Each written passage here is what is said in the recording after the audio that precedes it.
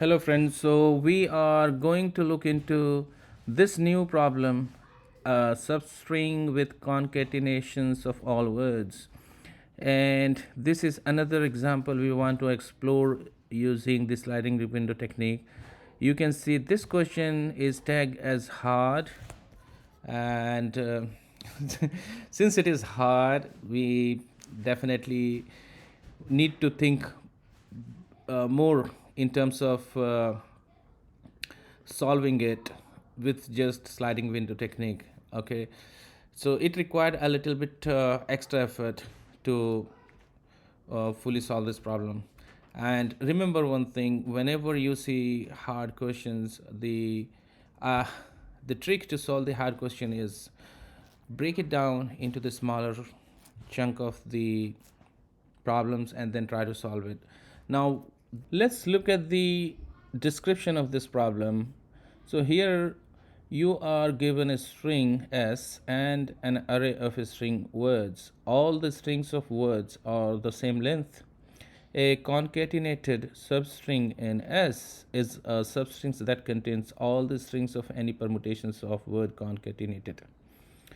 For example, if words A, B, C, D, E, F, then A, B, C, D, F, A, B, E, F, C, D, C, D, A, B, E, F, C, D, E, F, A, B, E, F, A, B, C, D, and then C, F, C, D, A, B are all concatenated, but C, A, C, D, B, E, F is not a concatenated substrings because it is not the concatenations of any permutations of word. Now, basically, we have given example here, example 1 and example 2, the bar foo, the bar foo, the bar foo, the sorry, bar foo, the foo bar man, and the word says foo bar, right?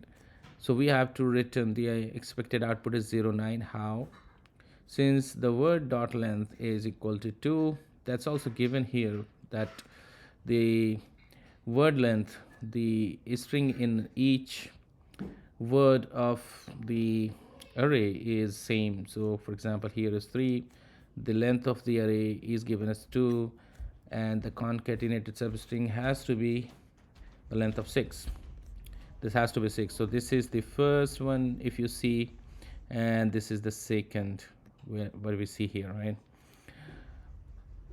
That's like the starting index for the bar foo. This one is 0 and this foo bar is 9. Okay, the bar foo, which is a permutation of the word, and foo bar is also the permutation. So basically you need to concatenate this, get the combinations and put in this case it's only 2. When there are more words, there are more combinations. Okay, for example in this one, but when we see there is no such, and it has to become together, right? So basically, for example, here the length is 4 for the word array of string, like 4 elements, 1 2 3 4, and the length of each word is 4 4 4. This is also 4, this is also 4, right? Now the length of the substring is 16 because 4 4 4 4, so 16. We have to see all the words which is concatenated. We see the word, then we see good, then we see again good, which is not concatenated, it's repeating itself. And here as well, the good best word, but we are missing another word.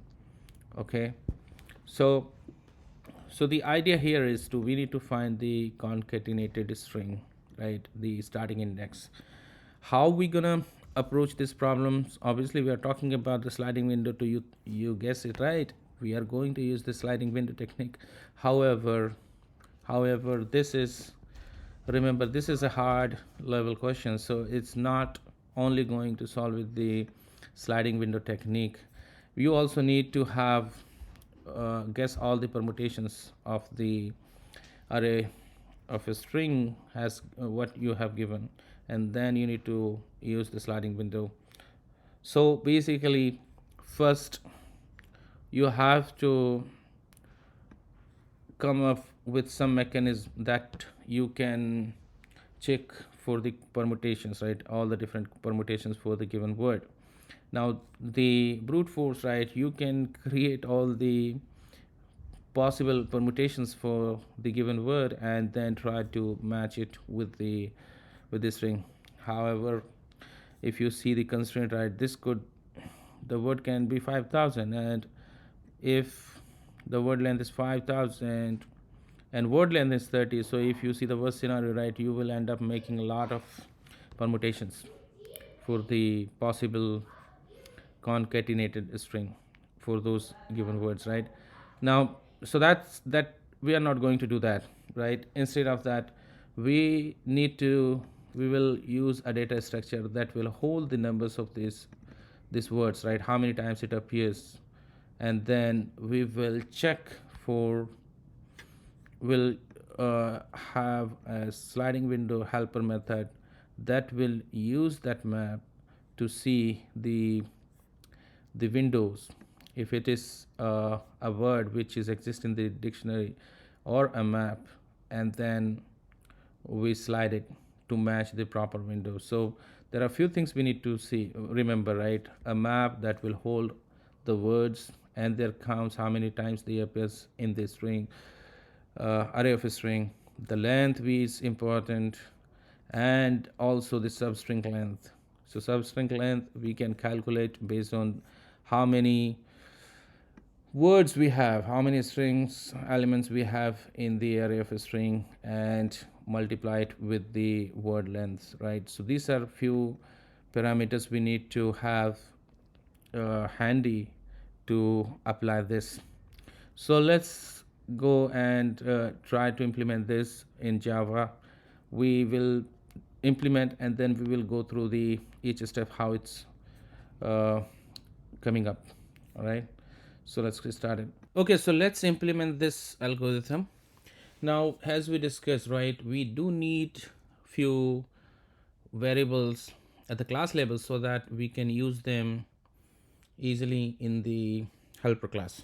So I will, what I'm going to do is I'm going to define few variables and initialize them, like length, that will be my string length, whatever it will be. So initializing it to 0. Similarly, I need the word length variable that will hold the length of the words in the string of array of a string. And then I need another one that will be substring, which we need to find in the given string. So that's gonna be 0. Then we also need to hold the length of the array, so we can say that's also 0. And then we also need to define a map which will hold the word as a key and their count in the given array as the value, and we can call is word count. That will be my new hash map, and that's it. Now these are the things we need to do uh, the operations. All right, now let's initialize these variables. So length we can initialize in the given method itself, like whatever the string length we will receive, we can just say okay, this is the length. So that will be done. What I can do, right, I can write a private helper method that will initialize the data, these variable, and all we need is the given array of strings. And in this one, what we can do is we can initialize these values. So that will be the length of this array, and the word length will be the words in the given array, and it is given in the question that it will be all the words are going to be the same length. So that is easy, right? Then substring length will be what it will be like. It should be the array length and multiply by the word length. That will be the concatenated substring we will be looking into the string. Okay, and then the next part is we have to put this word into the map with their counts, how many times they appears in the given array. For that we can simply use the for each loop and words, and we're gonna put all the words into the word count map. Now put method will do the trick. The word will be the key. And now remember one thing, that these words can be duplicates. So what we have to do is we have to get the previous value, right? If there is any already, if we already stored the value, and if it's nothing in there, we can say it's 0, and whatever this, we're gonna increment it by 1. So that will help us to initialize the data. And as you can see, this is the one part we have completed. So we initialize the few variables which we are going to use in the sliding window helper method, and we initialize them in the initializing data method, and we can simply call the initialize method and pass the words to that, and that's it, right? So that's one part of the problem is done, right? We have all the groundworks done. The next thing is we have to implement this sliding window helper method, and then use that sliding window helper method to process the words with the string. So we know that, right? We need the method, helper method. So helper method, we can, let's say, call it private void, and that helper method name we can give it a sliding window. So sliding window, and then it will take the left index. This will tell us from where we need to start, and it will also need a string that we are going to use to find the concatenated substring, and we also need to return the results. So we can say this will be the list of the integers, and here, so if we find the word, simply we need to add the result of that index into this result, and that will do the trick, right? That's what we have to implement, and we have to call this method from the find substring method as. And how we're gonna do that? So for first we have to initialize the result array list. That will be the new array list, and we can start from the 0, and we can go up to the word length, right? Because we start from the 0 and up to the word length, we will be making sure all the all the concatenated substring has been checked. So we will see that magic. So we will be looping till the word length, and we'll increment by 1, and simply this will be sliding window. We're gonna pass I, we're gonna pass S, and we're gonna pass the result. That will update the result, and once it is done, we simply need to return the result. So that's one thing. Now the most important part, so this is the groundwork we already done. Now all the logic, which is important thing, we have to implement in the sliding window method. So here we know that we have the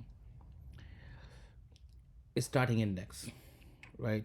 We have the starting index, and with that we can get the right index as well, right? Right index will be initially, it will be both the index at the same time, same place, and then we're gonna increment it with the word length, right? And we will look for that words into the given string right here. Now one thing needs to know that we don't have all the permutations for the concatenated string. We are looking for the individual words. So what we're gonna do, our thing is, we're gonna substring the first word from the given string, and then we will look that word into the map we have created here. Okay, if we found that word, what we have to count that how many times each word we have found in the given string, and it's all concatenated, right, continuously. If we find all the words in the given string and its count is same as the count in the word count map, then we are good, like we found the result, and we'll add the index where we starting, the starting index we're gonna add into the result. So let's implement this. How? Let's implement this now. First thing, we we are going to use the sliding window here, and it will continue to slide, right? So we need another data structure that will keep track of the word found in the first iteration. So I'm going to need another map that will keep track of the word found in the, we can call it words found in the first iteration, and that we can say it's a new hash map again. So that we need it for each iteration, so that's why we are creating as a local variable here. And then we also need to define a variable that will keep track of the word used. So word used, we're going to initialize it to 0. That's another. And then there is a possibility that the string can contain the extra words, right, like this. So this will handle the, when we reach out to the length and we have any extra word, right? So extra words in the loop, we are making sure as long as it's greater than, we are making it false, and then we are doing it again until unless we, if the count gets less, then we're gonna mark it the word uh, use to the negative. Okay, so let's see. Now coming back to the else part, right? So this is one case we handle that will keep track of if any extra words or appears in the current window. Then if this is handles, if everything looks good, then we are going to put that words into the word found and increment its number, right? Once we add this, the second thing we are going to do is we have to again check if the word found number is matching with the counts in the word count map, right? So word found dot cat sub whatever we got it, if it's less than or equal to the words count get word counts, right? Word count get sub.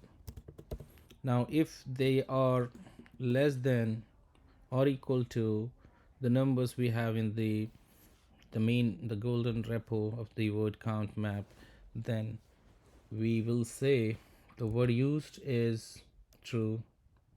Okay, the word used, okay, that's one thing we need to do. Else if the count exceed, we're gonna make it, okay, this is an extra word, and we will make it true. So that will keep track of this this one. Now the next one is, once we do this, so this is what we are doing, and now the last part we have to make sure that if we run through the windows, right, so the word use, once we are completed all the reach out to the end of the string, we have to make sure that the word used is similar to the length of the array. Okay, and there is no extra word found. If there is no extra one found, we need to add the index. Which index we need to add? We need to add the start index, which is the left we are getting in here, right? Yes. So this is a lot we have written, right? So what we, let's review this again. Now we have a method called word founds, and this is to keep track of the words, how many words is used in the current window, and if we came across any extra words, this is what we are going to use for that. Now here the magic we have written, right, we are starting with the both the index at the same left, right, and we are going until the end of the length of the string, okay, minus word length, because the length of the window is word length, right? We're moving the index with the word length, right? First we are getting the word as substring at the right index, and we are checking under the word count if it is there or not. If the word is not present, we will reset every parameters here, okay, and move the windows to the next element to check. So what we are doing, we are setting it all this, we are clearing the map, we set the word used to 0, we did the extra false, and then we have right here we move the window to the next point, right? Else, in the else loop, if we found the word which is exist in the word count map, then what we are making sure, either, like there are two cases, right, in the iterations, are we at the end of the string length, right, substring length, did we reach the substring length, or do we have any extra word found, right? If this flag is true, if that happens, right, what we need to do is we need to get the leftmost word, and that leftmost word, once we get this, we need to move the index, and we have to put this leftmost words value to -1, because we are removing that, okay, because we have to move it. So that one thing we have to do. And if the word found and the word count for that leftmost is equal or it's greater, right, equal or greater means, then we say it's extra, we are setting up the extra as false, and we're gonna continue, right? And if it's not, if it's less than, then we actually needed it, right, and we just making this word used as negative. This is where, like, once we found the value, we are putting it into the word found, the local map, and then local map we are, as we say, until unless we see this, the count between the word found and the word count map, right, this is word count map. If both the values are, like, if the count is less than or equal to, then we need that word is used here, we are making the word used. And if we exceed the count in the word found, then the word count, we are making that this word is extra in the given string. So we will do this iterations and this operations, this for will continue until we reach the end of the array length, right? Once we have reached the end of the array length and there is no extra, there's nothing extra there, then it will add this, else we don't have to do anything, right? We don't find, like, this is only when we have the word use and the array length are equal, that means we reach to the end of the array length, then we are going to add the result, that means we find the word and it is equal and there is nothing extra. If nothing happens, then we can simply say that there is nothing, that the substring is not exist in the given string. So yeah, that's it. So let's see how it goes. So let's run this and see how it goes, and you can see that it's doing what it's supposed to do. Yeah, so this is a little bit tricky, right? As I mentioned you, right, it is not something which you get very quickly. But yeah, with the sliding window technique, the thing is like we have uh, reduced the time complexity, which is now like, if we say the length of the words is a, and b the length of the each word in that array, right, and the n is the length of the string, then it will be a plus nb. That's the time complexity. So, and the space complexity is obviously, right, the words we are copying, right, this hash map here and the hash map here, right? So it's a plus b. that's that's is still very efficient and uh, amazing way to solve this kind of problem. Okay, thanks.